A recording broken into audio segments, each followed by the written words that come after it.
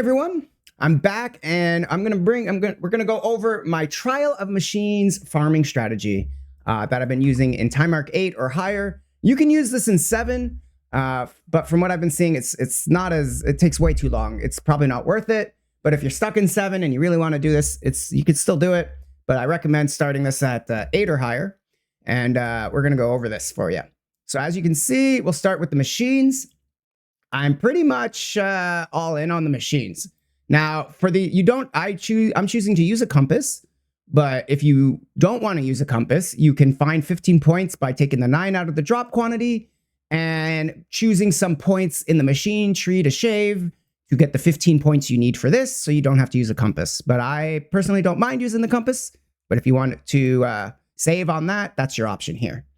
So we're going to dive into the main core of the strategy here is we are targeting the drones. And what the drones do is have an increased chance to drop the region-specific fluorescent memories, such as the prairie, the immolating flames, so you can get your prairie, the cocoon that upgrades into the immolating flames, or even the card up that can get you the mirror. You can farm mirrors by doing this. So what this does is going to add drones to your trial of machines. And pretty much everything down here is going to buff your drones. You get more drones, you get more drop quantity from the drones, more drop quantity from the drones. This one here is going to give you more drones, but it's going to bring your machine down to 1 life. So you're going to have to keep an eye on that if you can handle it. The second part is the bases. We are farming priceless level 100 bases that have the base mods on top of it. Hopefully we're praying to get a 2 modded base. But even those 1 modded bases can be valuable depending on which ones you get and what mods they have. Most of the time, you're going to end up with like a 1 to 10 FE item. It's not it sucks. But when you get those ones that are actually usable and people want, you're looking at 500 for the 1 modded bases. You're looking at over 1,000 if you get a good double modded base. So we're also farming those as well as those rare memories. Over here are some points that you can shave if you were looking to put in for your compass up here. These are the points that make you deal more damage. So if you're nice and strong and you don't need extra damage, these are points you can just get rid of and are unnecessary because you're already really powerful. And you can spend them elsewhere. You don't have to go up here. You can spend them elsewhere in the tree, but these are points that are optional. Over here are more drop quantity and more drop quantity for each round. These are very big, very important. This one also brings your machine down to 1 life. However, there's some weird interaction going on right now that if you have this one, and this one, instead of going down to 1 life, your machine actually goes to 2 life, which is, it's like a get out of jail free card. It's actually pretty good. But this is very important. It gives you lots of drop quantity. Over here is more drop quantity for the drones and everything. Very important. You grab those. These are your speed up mechanics. This will make the waves spawn every 3 seconds. This will make the spawns every 1 second. So you can get all 9 waves within 9 seconds. Speeds this mechanic up. It makes it so much faster. However, if you don't have the AoE or the quick, you're not one-shotting everything, you will be overrun. So definitely test this out. Make sure you can handle the increased speed. And if not, shave some points, go down to the 3-second one, and you should be able to handle that one. And then work your way up to here. Finally, over here, we add more monsters. More monsters equals higher rating. Higher rating equals more loot, which pairs with this. Very important. Don't overlook this node.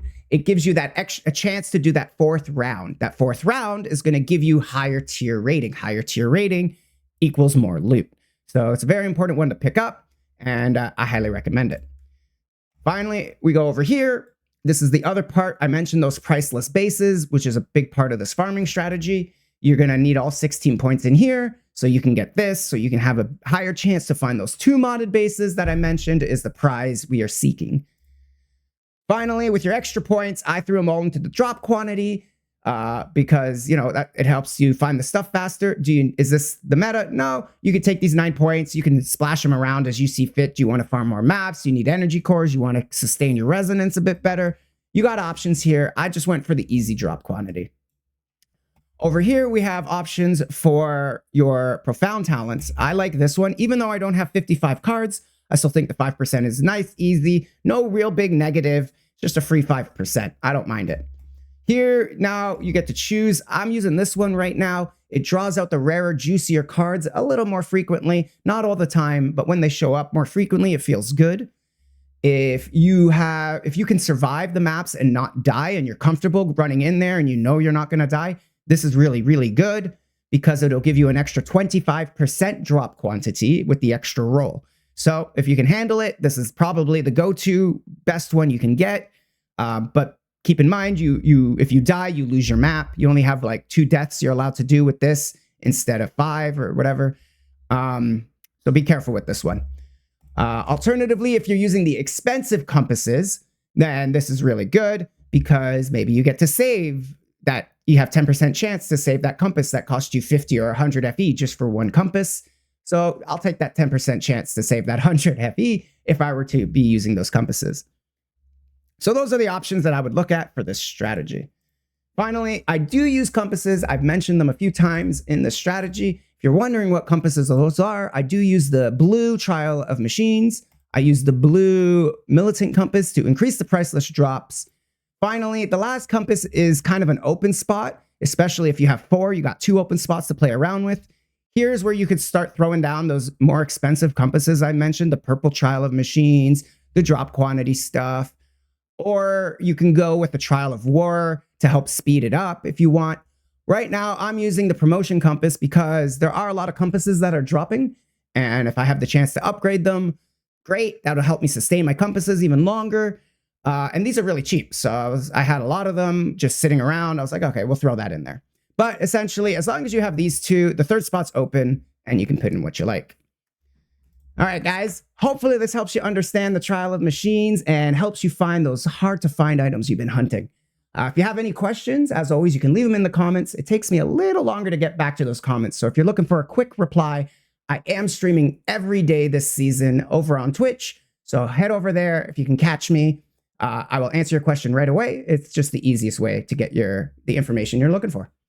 All right, guys, hopefully this helps. I'll catch you in the next video, and good luck on your hunt.